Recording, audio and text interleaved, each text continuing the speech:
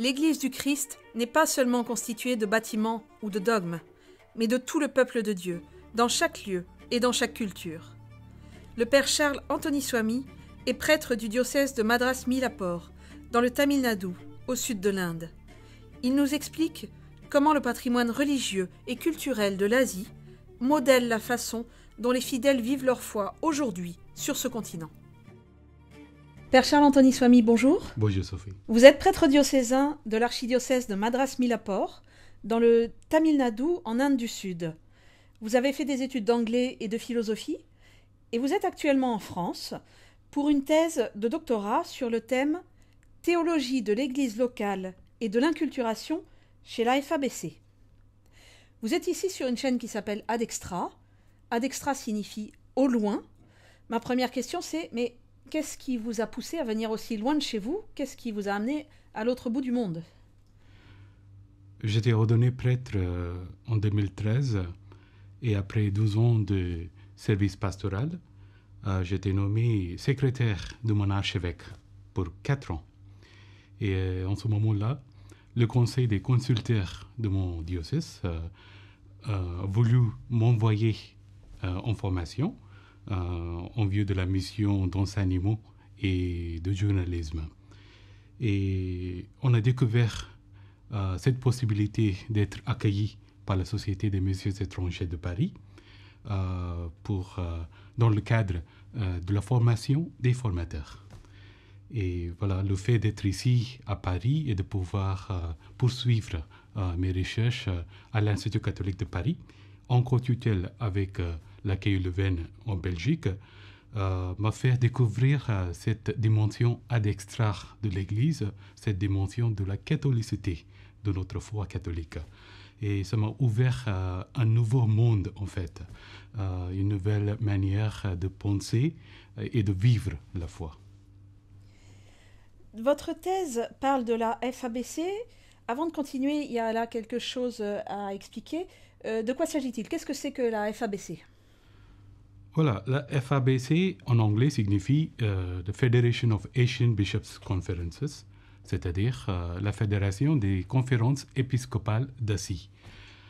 C'est une fédération, une association volontaire qui rassemble 19 conférences épiscopales des pays différents d'Asie et 8 juridictions ecclésiastiques.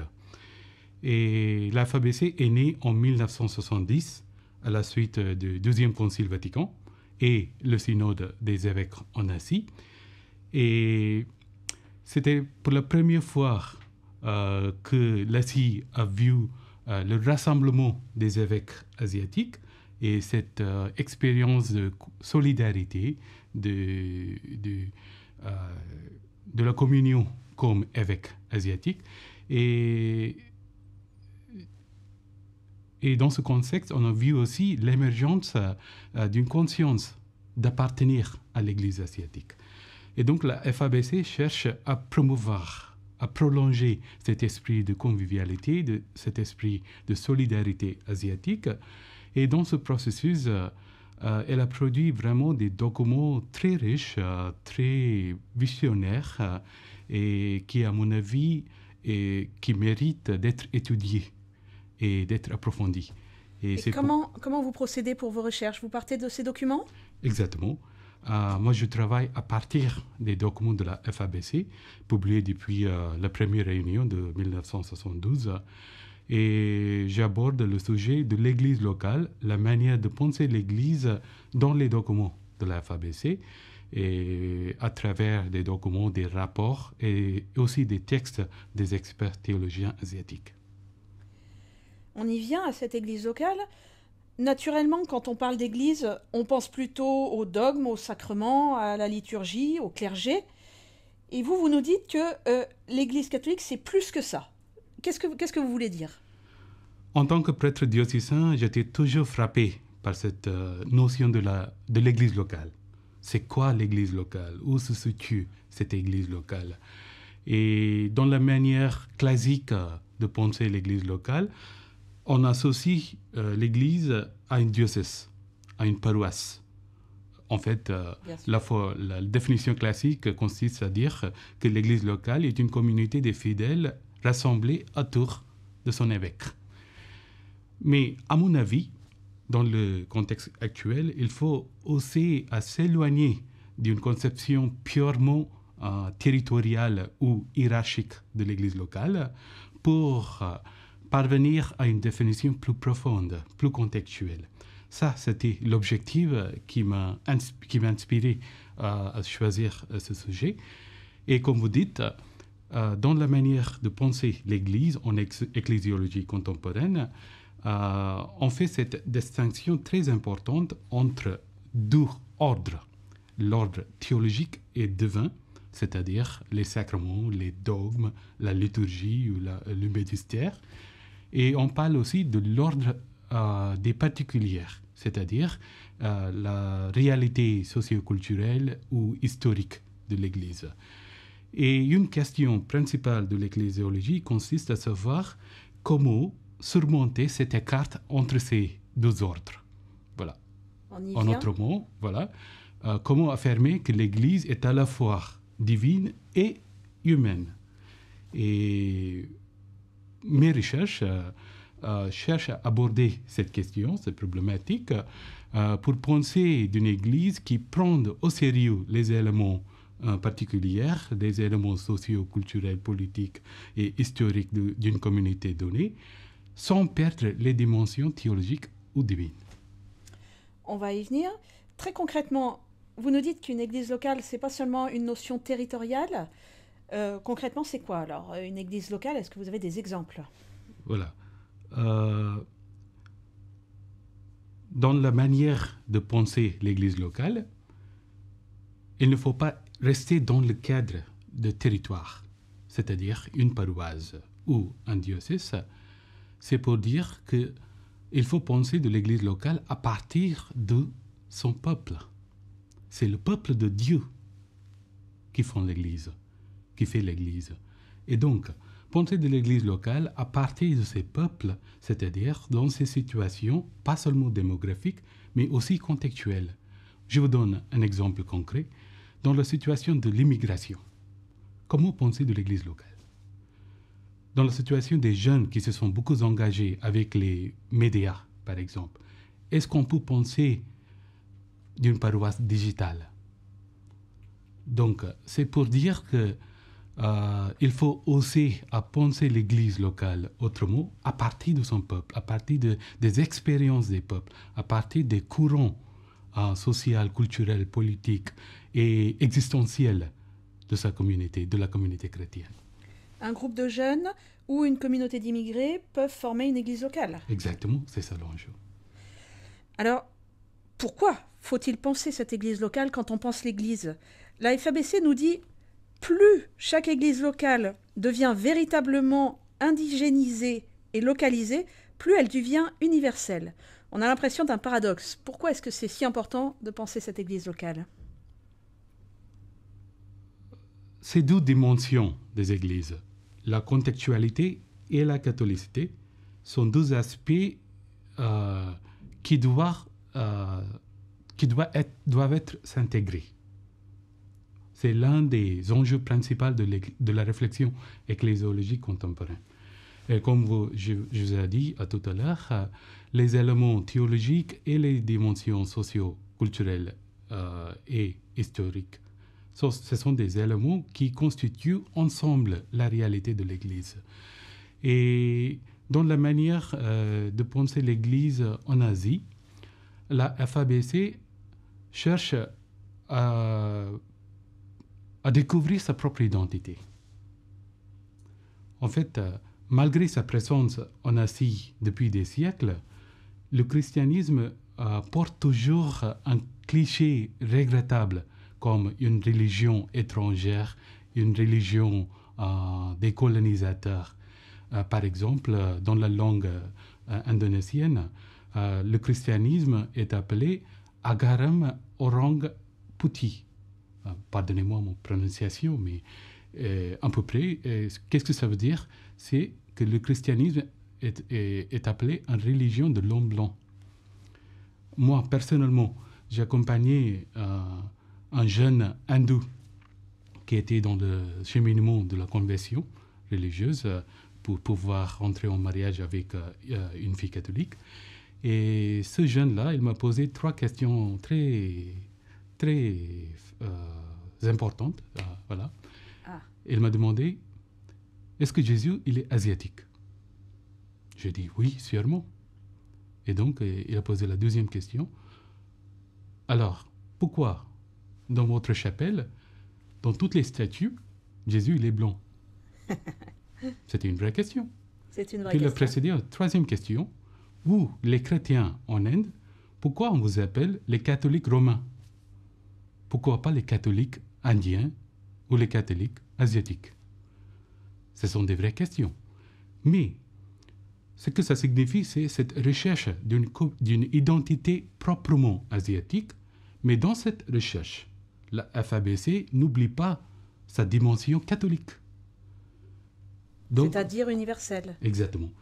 Donc, la question, c'est de savoir comment établir une église vraiment asiatique et vraiment catholique.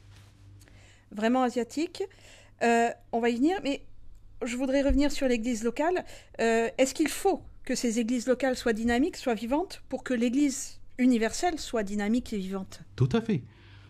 Parce que la pluralité des églises, c'est la richesse de l'église catholique. Et donc, une ecclésiologie qui prend en compte cette dimension de pluralité et catholicité est tout à fait essentielle pour l'église catholique.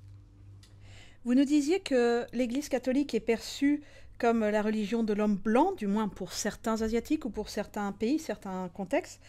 Est-ce que vous pouvez revenir rapidement sur l'histoire du christianisme en Asie? Est-ce que le christianisme est récent en Asie, vraiment, ou est-ce qu'il est plus ancien? Merci de poser cette question, parce que l'histoire de l'Église asiatique est très liée avec l'histoire du colonialisme. Qu'est-ce que ça veut dire? Dès le XVIe siècle, les mouvements missionnaires en Asie, soit catholiques, soit protestants, ont été associés avec les pouvoirs coloniaux américains et européens. Et l'évangélisation a été comprise comme la christianisation de l'Asie, c'est-à-dire éliminer les religions et les cultures ou remplacer les cultures et les religions locales de l'Asie avec un christianisme venant de l'Occident, avec un empire de christianisme. Mais pourtant, à partir du 19e siècle et du 20e siècle surtout, on voit l'émergence des pays indépendants de l'Asie. Et avec cette émergence, nous constatons aussi une résurgence des religions dites locales. Par exemple, on peut citer l'exemple de l'Inde. La résurgence de l'hindouisme est très pertinente et très actuelle en Inde. Et donc, dans cette histoire compliquée de post-colonialisme, avec cette histoire compliquée de colonialisme, de post-colonialisme, la théologie asiatique cherche à prendre au sérieux les théories postcoloniales, les idéologies, les méthodes et dans ces conceptions même de l'Asie. Vous voulez dire que le christianisme en Asie, ou peut-être plutôt le christianisme asiatique, est encore en train de se décoloniser dans les mentalités, est encore en train de se débarrasser de cette image de l'Occident qui a été imposée? Aujourd'hui, encore, dans beaucoup de pays, beaucoup de gens perçoivent avec douleur cette histoire du colonialisme. Oui. On vécu toujours les conséquences. Voilà. Même si on est sorti du colonialisme, on porte toujours des blessures, des images et aussi des répercussions du colonialisme dans les manières différentes. Voilà. Mais ce qui est important, c'est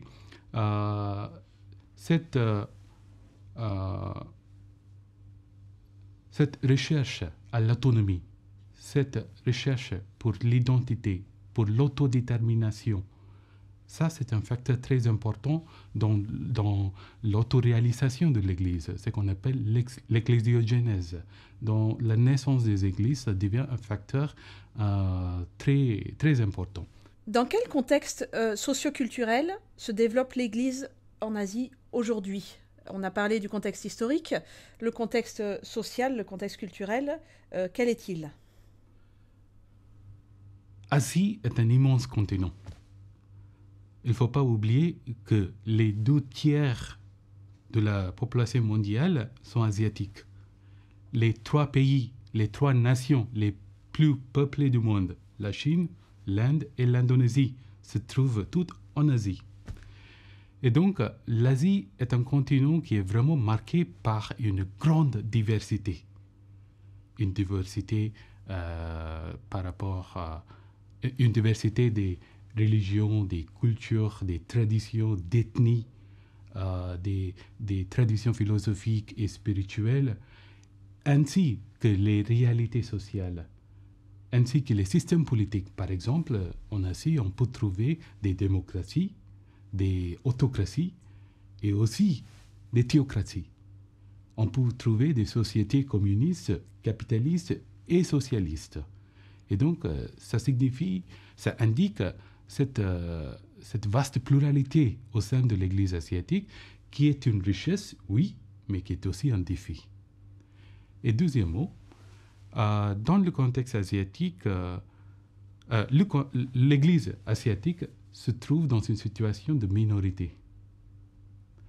En dehors des Philippines ou de Timor-Leste, le christianisme en Asie est minoritaire et qui doit cohabiter avec les religions, avec des autres religions. Par exemple, avec l'hindouisme en Inde ou au Népal, avec l'islam au Pakistan, ou en Malaisie ou en Indonésie, ou avec le bouddhisme au Sri Lanka, au Myanmar ou en Thaïlande. Et donc, la question c'est comment affirmer sa propre identité catholique dans cette relation avec les autres religions. C'est pourquoi le dialogue devient très important pour l'Église asiatique. Le dialogue interreligieux, mais le fait d'être une minorité pour les chrétiens, qu'est-ce que ça implique dans leur mentalité ? Est-ce que ça les met sur la défensive par rapport au reste de la société ? Il y a toujours ce défi parce que le mot minorité peut être utilisé dans un sens péjoratif, mais dans le contexte asiatique, la réalité c'est que on doit toujours faire face à ce positionnement contre les autres religions. Comment les catholiques s'identifient par rapport aux autres religions. Et ce positionnement, ce n'est pas toujours facile. Il y a des problématiques qui se posent. Par exemple, en Inde actuellement, qu'est-ce que c'est l'être hindou? Qu'est-ce que c'est l'être indien? Le pouvoir actuel essaye de dire que être indien, c'est l'être hindou. C'est une idéologie hindouiste nationale. Et l'Église indienne fait face à cette idéologie. Mais dans les autres continents, dans les autres pays, ce positionnement se vit autrement. Dans les autres pays, ce positionnement est vécu autrement. Par exemple, dans les pays communistes, comment faire l'Église dans une situation qui est très difficile. Dans une situation de persécution, de tracasserie contre les chrétiens. Exactement. Et aussi, comment penser de l'unité avec l'Église universelle dont le centre se trouve au Vatican. Voilà, ce sont des thèmes, des sujets, des questions importantes. On parlait de théologie en Asie. Vous nous dites qu'il faut plutôt penser une théologie asiatique. Quel est le sens d'une théologie locale ? On a le sentiment que la théologie c'est universel, c'est la même pour tout le monde. Qu'est-ce que ça signifie, pluralisme théologique? On dit c'est quoi la différence entre un philosophe et un théologien? Si quelqu'un parle et personne n'arrive à le comprendre, c'est un philosophe. Et si quelqu'un parle et celui qui parle, il n'arrive pas à se comprendre, c'est un théologien. Même si c'est une blague, je crois qu'il y a une vérité derrière.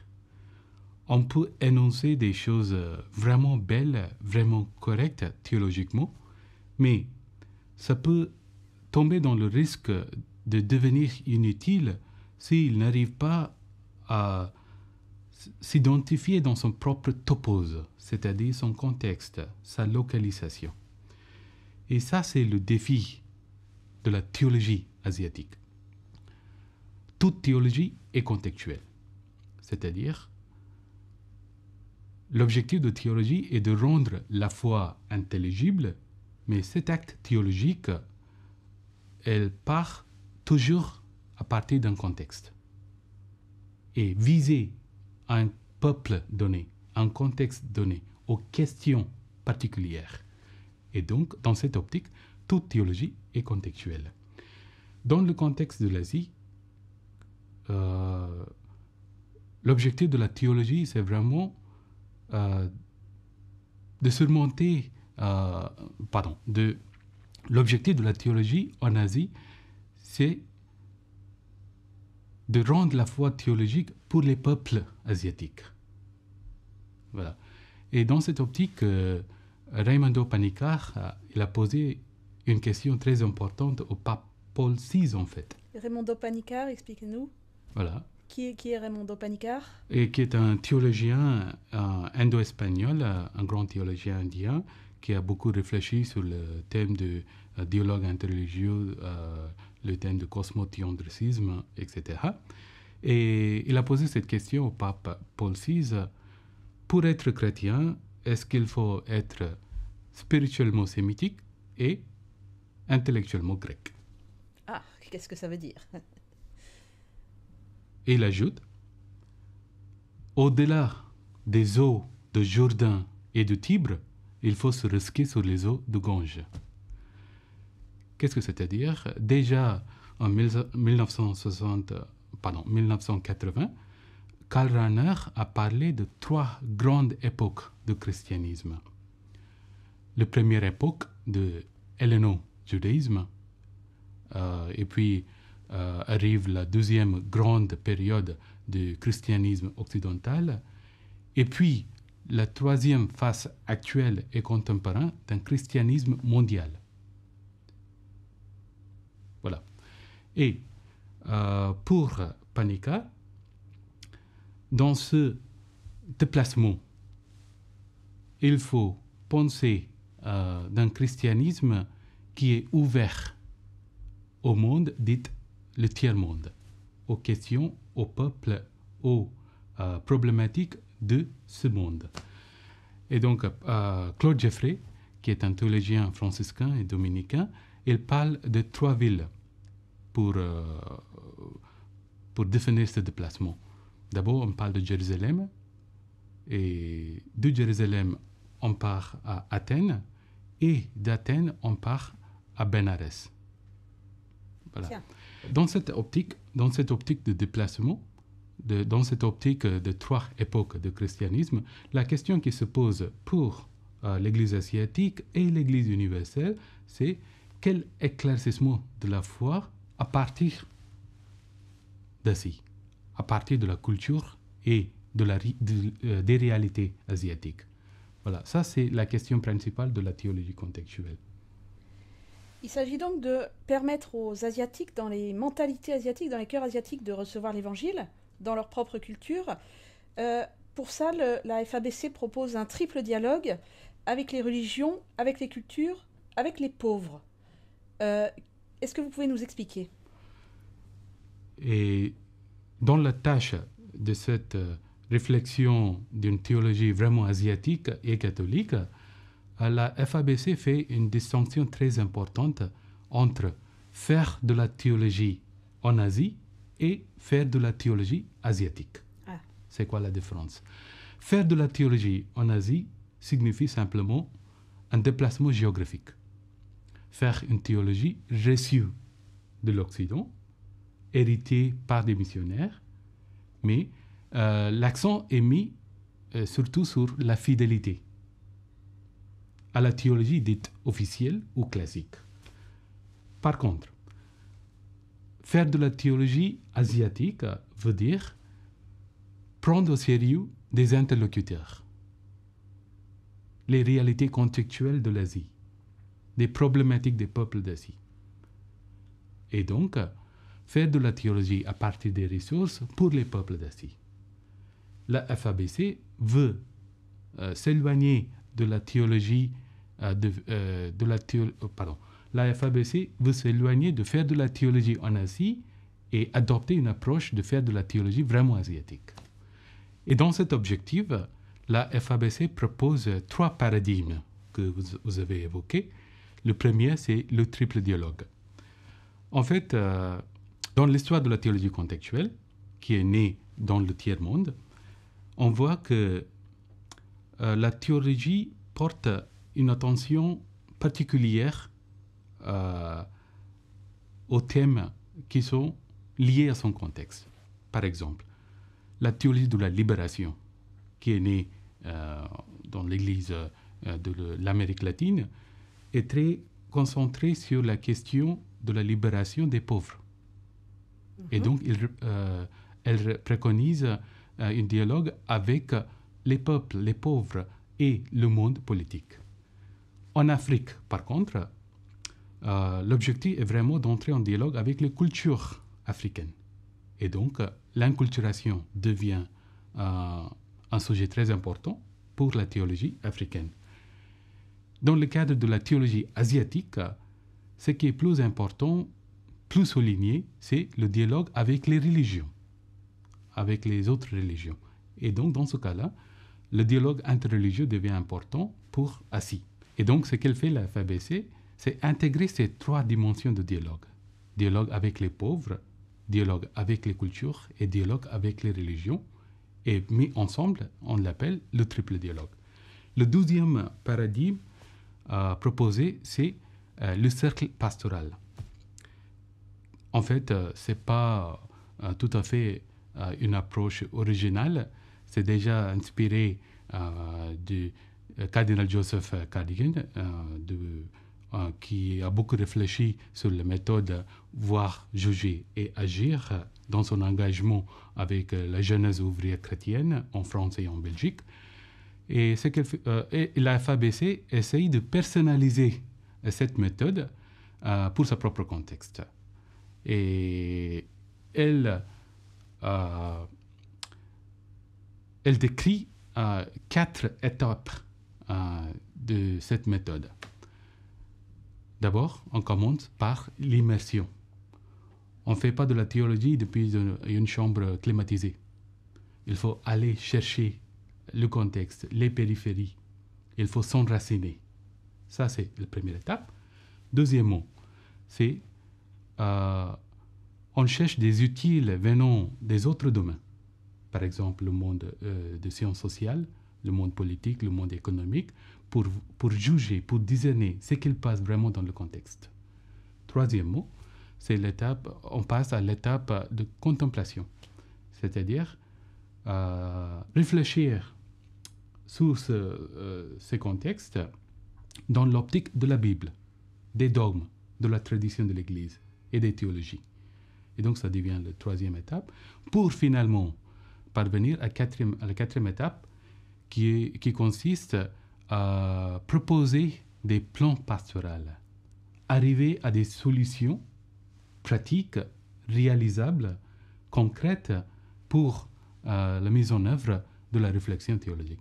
Donc, ce sont des 4 étapes définies par l'Église locale, par la FABC pour l'Église asiatique. Et finalement, on parle aussi de paradigme de mouvement. La FABC veut que l'Église asiatique soit dynamique, qui soit en marche avec son peuple. Et ce paradigme de mouvement est défini par 4 dimensions, 4 aspects, à travers 4 aspects. Mouvement vers les pauvres, vers l'église locale, l'église vraiment asiatique et locale, le mouvement vers la prière, vers la foi vécue en communauté, vers la mission d'évangélisation, le mouvement vers la libération des femmes et des hommes, la libération, et le mouvement vers le service de la vie, et finalement le mouvement vers le triple dialogue. Donc ce sont un paradigme de 8 mouvements qui sont définis par la FABC. Donc à travers ces 3 paradigmes, le cercle pastoral, le triple dialogue et le paradigme de mouvement, la FABC cherche à fournir à l'Église asiatique une méthode vraiment asiatique. Vous nous avez bien expliqué ce que c'est qu'une théologie asiatique et le but de la théologie asiatique et ce contexte particulier où l'accent est mis sur le contact avec les autres religions. La FABC parle aussi de plans d'action missionnaires concrets et réalisables pour mettre en place tout ça. On a parlé beaucoup en théorie. Concrètement, vous avez des exemples concrets de cette mise en place de plans missionnaires? Oui. Pour la mise en œuvre de cette méthode, la FABC propose en fait 4 priorités. D'abord, c'est le dialogue des échanges théologiques. Voilà. L'Église entre en dialogue avec le mode intellectuel, philosophique des autres traditions, des autres cultures et des religions. Deuxième, c'est le dialogue de vie, c'est-à-dire vivre concrètement dans le contexte des pays différents, dans le contexte de pluralisme, dans le contexte de persécution, chercher à se rapporter aux autres, inspirés par la Bible, bien sûr, et aussi trouver des points communs, des sujets communs, des soucis communs avec des autres concitoyens. Voilà, ça c'est le deuxième aspect. Le troisième, la FABC parle aussi de dialogue de prière. C'est entrer en prière avec les autres. On parle beaucoup de prières écuméniques, par exemple. Le pape François aussi, qui a récemment beaucoup insisté sur la prière en Assise. Assise. Assise, voilà. Assise. Voilà. On évoque ces dimensions de prière en Assise, par exemple, et comment les chrétiens peuvent prier ensemble avec les hindous, avec les musulmans, avec les bouddhistes, avec les non-croyants de l'Asie. Voilà. Ça devient aussi un domaine d'échange, de vivre cette communauté, cette dimension communautaire. Et finalement, le dialogue d'engagement social. Il faut reconnaître qu'au-delà des différences religieuses, il existe des réalités communes. Par exemple, la lutte contre la pauvreté, la lutte contre l'injustice, contre la discrimination, contre la corruption, contre la persécution. Donc, l'Église essaye, dans son rapport avec les autres communautés, de s'engager ensemble, de faire unir les peuples dans leur engagement social pour la société. Ce sont des moyens concrets que la FABC propose pour l'Église asiatique. Vous nous parliez de ce jeune homme qui allait épouser une jeune femme catholique et qui demandait si Jésus était asiatique et qui demandait pourquoi Jésus avait l'air occidental dans les églises d'Asie. Comment faire en sorte, concrètement, pour que la religion catholique soit vraiment perçue comme étant locale dans les cœurs asiatiques? Oui.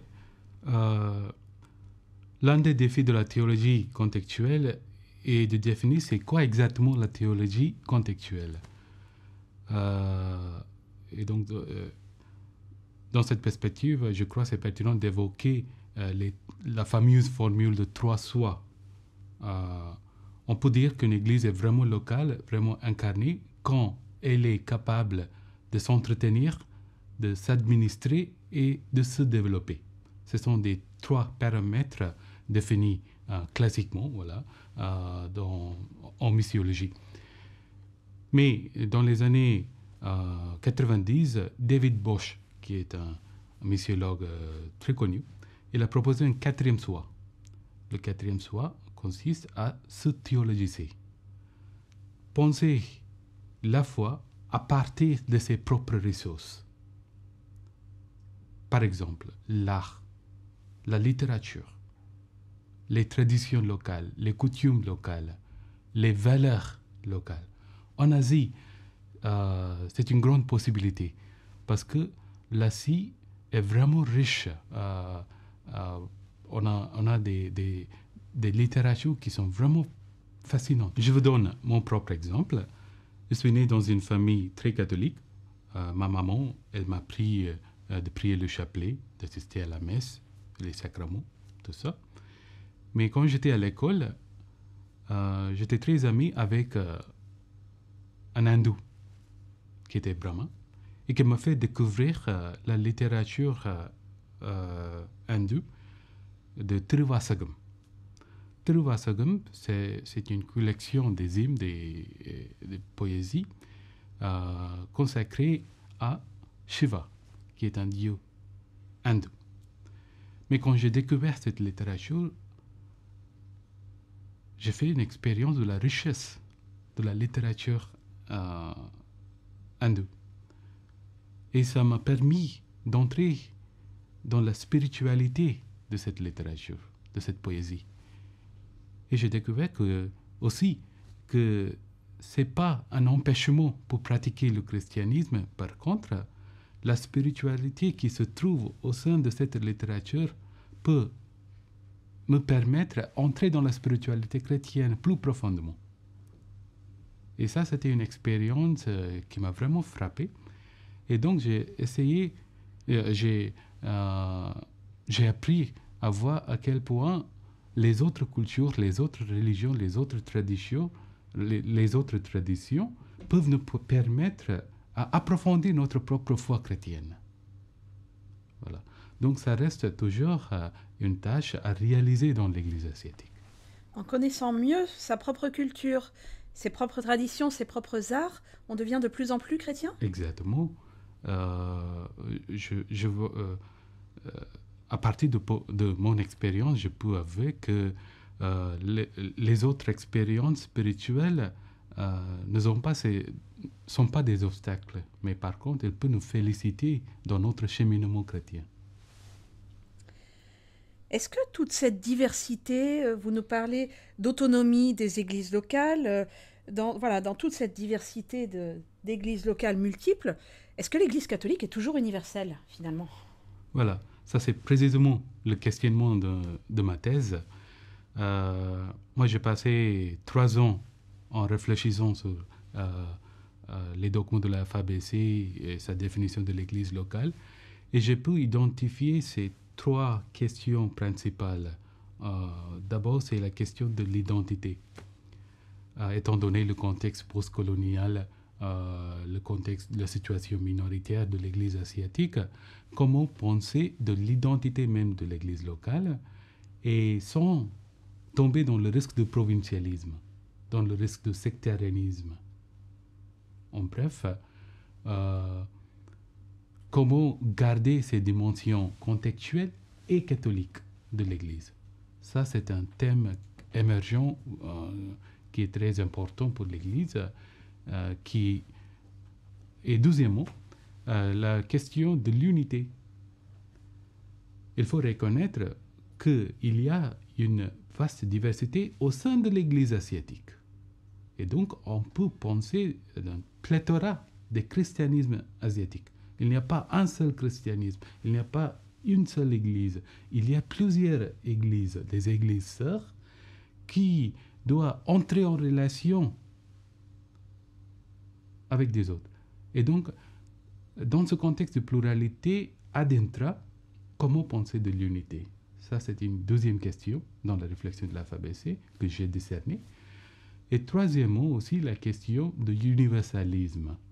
Comme vous dites, l'aspect de l'universalité de l'Église est très crucial mais il faut qu'on repense la catholicité, l'universalisme.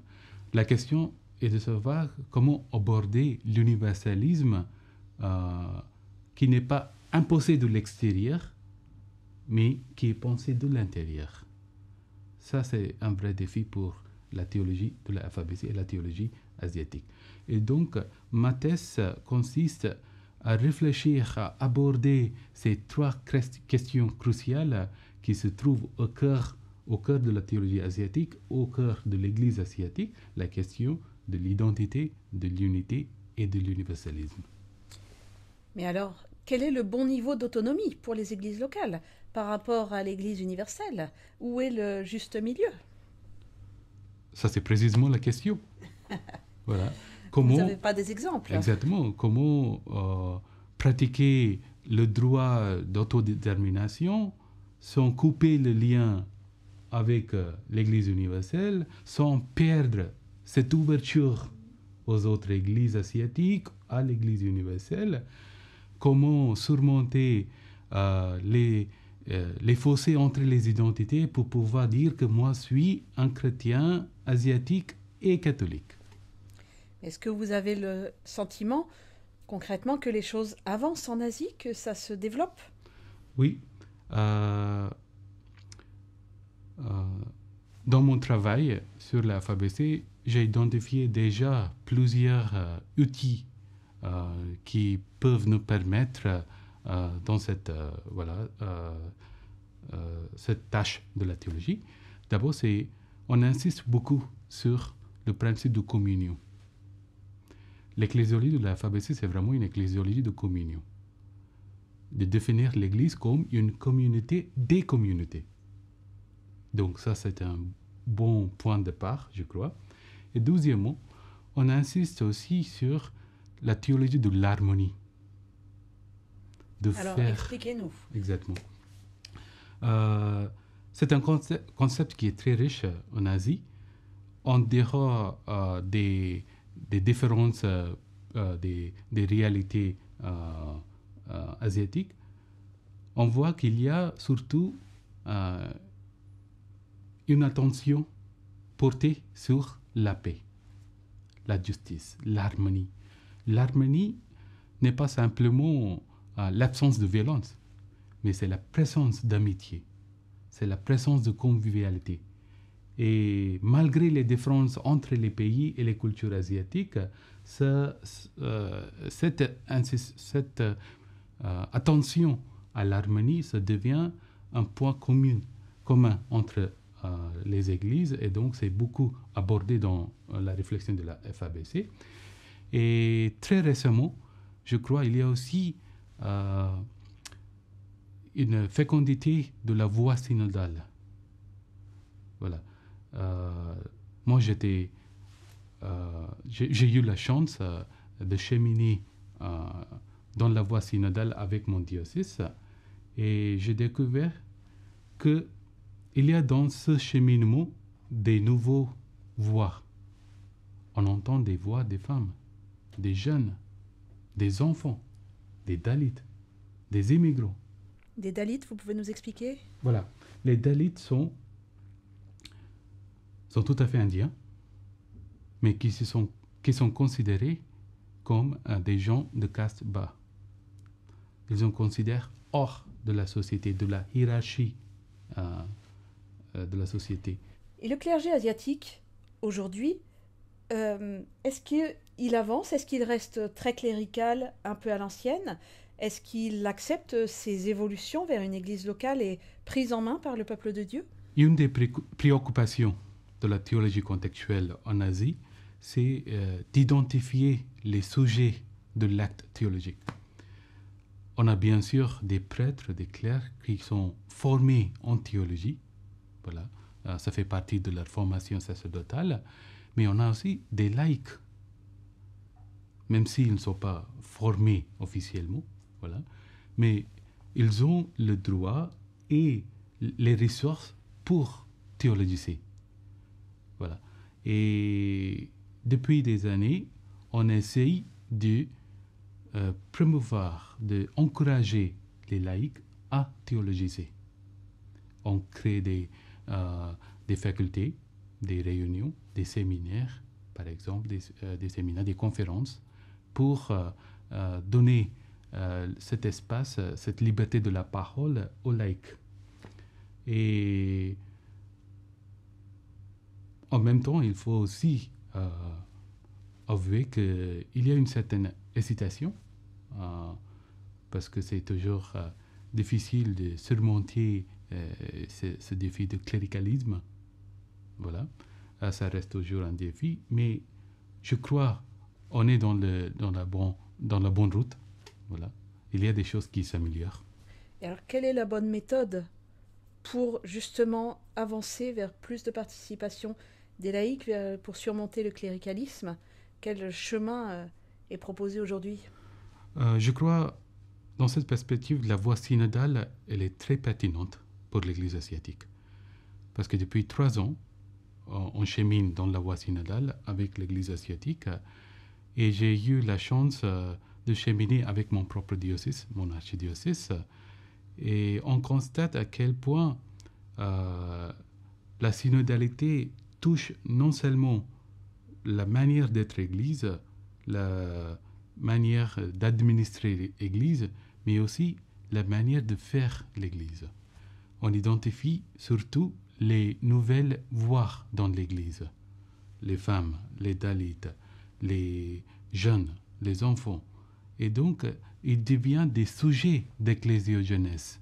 C'est-à-dire, dans l'émergence des nouvelles communautés chrétiennes, ces jeunes, ces nouvelles communautés peuvent aussi contribuer. Voilà. Et deuxièmement, on découvert aussi des nouveaux thèmes. Par exemple, la question de LGBT, les communautés à partir des identités sexuelles, par exemple, ça se pose aussi concrètement en Asie qu'en Europe. Donc, comment faire face à ces questions? C'était une découverte très enrichissante pour nous. C'est un thème très récent dans l'Église asiatique. Oui, un thème très récent, et aussi, je crois,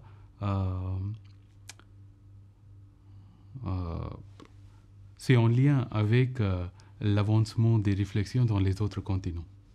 Donc, on est inspiré aussi par des autres contextes, mais c'est une question réelle qui est concrètement posée, et surtout dans les grandes villes. Voilà. Et on peut identifier aussi des nouvelles méthodes de réflexion. Post-structuralisme, par exemple, ou post-modernisme. Voilà, ça devient courant dans la manière de penser en Asie. Donc, dans la voie synodale, nous avons pu rencontrer ces nouveaux horizons, et je crois qu'il faut poursuivre cette voie pour trouver le bon milieu entre, bonne articulation entre l'Église qui est catholique, qui est traditionnelle, et l'Église qui est contemporaine, qui est contextuelle. Le pape François a lancé ce synode en 2022. Les fidèles asiatiques se sont saisis du synode. Ils ont beaucoup parlé, fait entendre leur voix. Et qu'est-ce qu'ils apportent? Quelle est leur contribution spécifiquement asiatique à l'Église universelle? Oui. Qu'est-ce qu'il faut admirer? D'abord, c'est le processus de synode, cette méthode. On a commencé pas de Vatican, mais de l'Église locale. Cet renversement, voilà. Ça, je crois, c'est le premier acquis de la synodalité. Et dans ce processus synodal, on a commencé par des petites communautés, par des communautés, on appelle les NBM, ou les communautés de base chrétiennes. Et dans ces réunions, on a essayé d'éviter la présence d'un cléric, d'un prêtre, pour pouvoir permettre les peuples à s'exprimer librement, pour prendre la parole en liberté. Voilà. Ça, c'est une vraie expérience, une vraie découverte. On a eu des thèmes qu'on n'a jamais pensés. Voilà. Et aussi, dans le cadre de la réflexion commune de diocèse, puis la réflexion nationale, et puis la réflexion au niveau du continent d'Asie, il y avait plusieurs étapes, il y avait aussi plusieurs sujets, de plusieurs voix, de plusieurs thèmes et de plusieurs méthodes. Voilà, ça c'est vraiment, je crois, la réussite de la voie synodale, mais il faut aussi reconnaître qu'il y avait pas mal d'hésitations. Par exemple,